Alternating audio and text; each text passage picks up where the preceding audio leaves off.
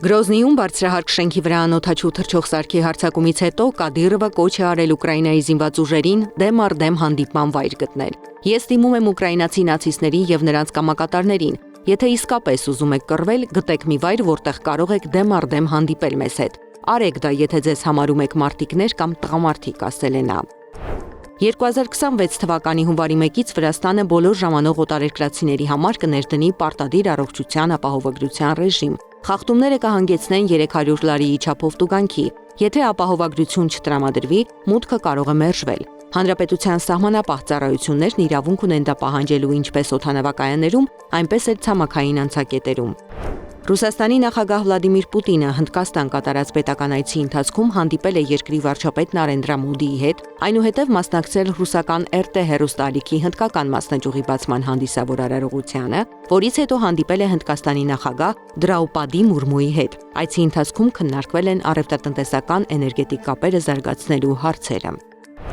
Ռուսաստանի նախագահի Հնդկաստան այցի պատվին Պուտինի եւ Մոդիի մասնակցությամբ մուլտֆիլմ է պատրաստվել, որը ցուցադրվել է հնդկական հեռուստատեսությամբ։ Ֆիլմում հնչում է վրեժ եւ օրենք հայտնի ֆիլմից ընկերության մասին երգը։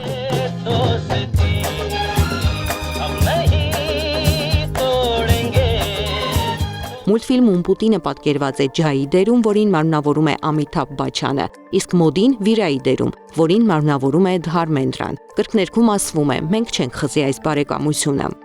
Վլադիմիր Զելենսկիի գլխից թագը չէր ընկնի, եթե Լեհաստանով անցնելիս հանդիպում խնդրեր նախագահական պալատում, հայտարարել է Լեհաստանի արտաքին գործերի նախարար Ռադոսլավ Սիկորսկին, հավելելով, որ Ուկրաինի նախագահը լավ կաներ հանդիպեր Կարոլ Նավրոտսկիի հետ։ Ավելի վաղ հաղորդվել էր, որ Լեհաստանը ցանկանում է ընդլայնել ԵՄ եռյակը Ուկրաինայի հարցով խաղաղության բանակցություններին մասնակցելու համար։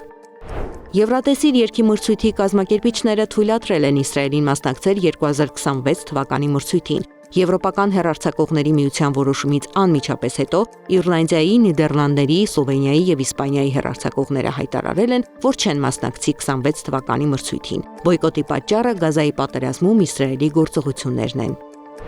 Մոլորակի ամենամեծ սառցաբեկորը փոքրացել է 67%-ով։ Ահազանգը հնչեցրել է Արկտիկայի եւ Անտարկտիկայի գիտահետազոտական ինստիտուտը։